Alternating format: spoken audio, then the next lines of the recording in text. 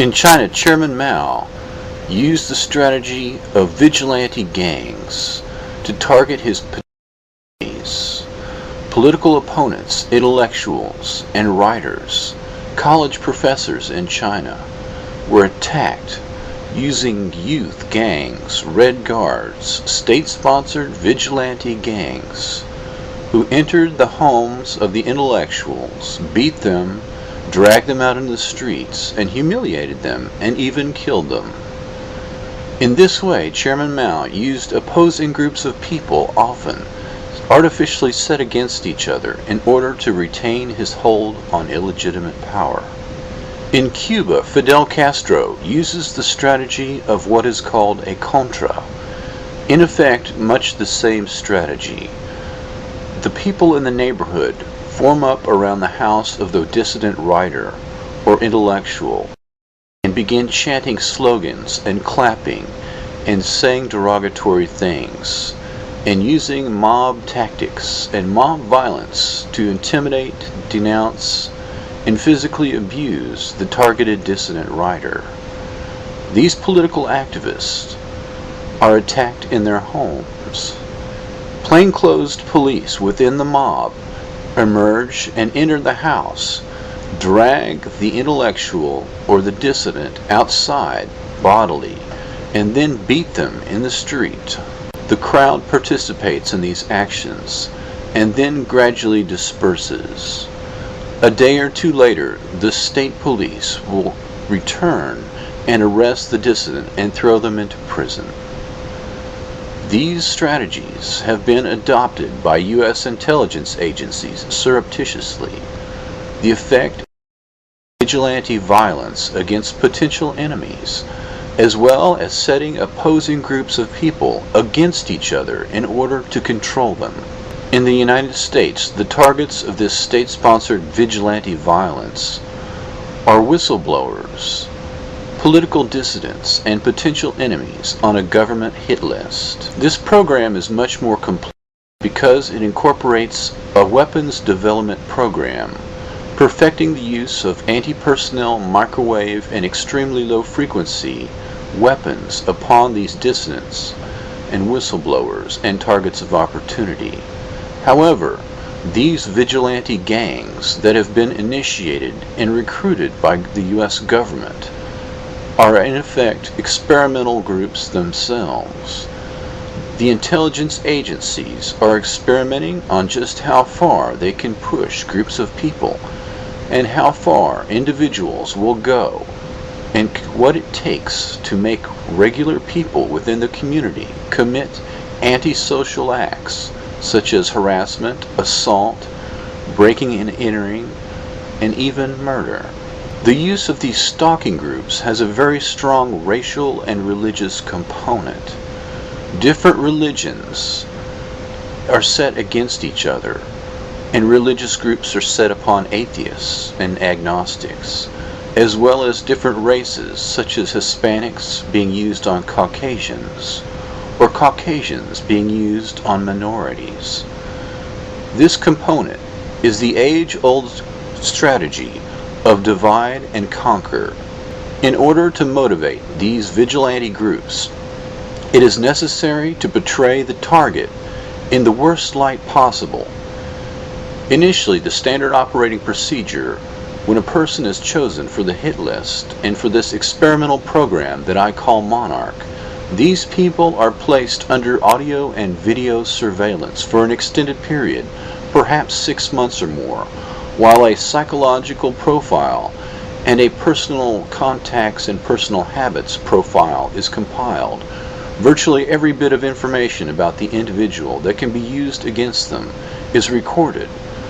These video recordings are also edited to portray the target in the worst light possible.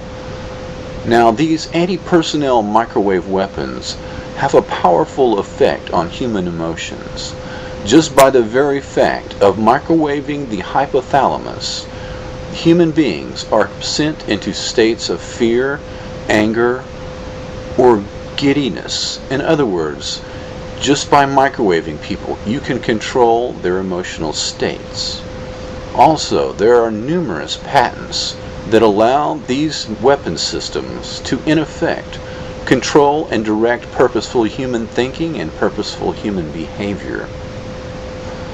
I submit the work of Dr. Igor Smirnov, the work of Dr. Janet Morris, an expert in non-lethal weapons, the work of Dr. Michael Persinger, and Dr. Alan Fry and Dr.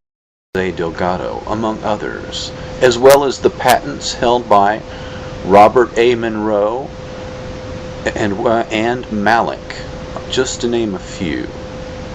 These ELF and microwave technologies can project an electronic signal that the brain entrains or locks onto, just like if you hit one tuning fork and set it vibrating and then place it in proximity to another tuning fork, both will begin to vibrate in unison. The human brain, when hit with this signal, entrains and locks onto this signal and will emulate it. The signal may be one of anger, fear, happiness, or any emotion that can be replicated, can be sent to the target in order to control them. Add to this the work of Dr. Igor Smirnov and others. It is possible to use what is termed silent sound. By using microwave frequencies, one can project a voice command above the level of conscious hearing. That is, the conscious mind does not hear the command. However, the unconscious mind does register what is being said and acts upon it. In the words of Dr. Smirnov, quote, as if it were a command from God, unquote. These technologies, the three that I have mentioned, are overlapping and work quite well and have been perfected in the last 50 to 20 years. These are mature weapon systems and technologies being used on these targets. In effect, the target is hit with this type of technology, and they are agitated, angered, and placed in an intellectual state where they speak out against organized religion, where they curse God. This video can then be edited and shown to the gang-stalking group that might perhaps be a church group or an anti-abortion group. These people see the target cursing religion, cursing God, and they are motivated to believing that this is an undesirable person, and that by harassing them in an organized way in the community, and in effect driving them out of the community, that they are doing God's work. The other main component of these vigilante groups are setting separate races against each other.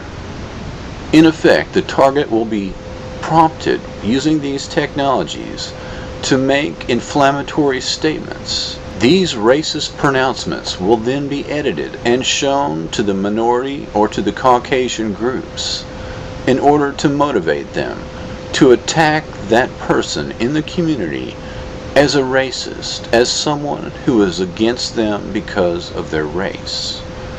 This enables them psychologically, allows them, gives them permission, if you will, to harass, to break into their homes, to destroy their personal property, and even to assault or perhaps kill them. Remember, these vigilante groups are in effect experimental groups themselves, being fooled and utilized by U.S. intelligence agencies to target political dissidents in the community.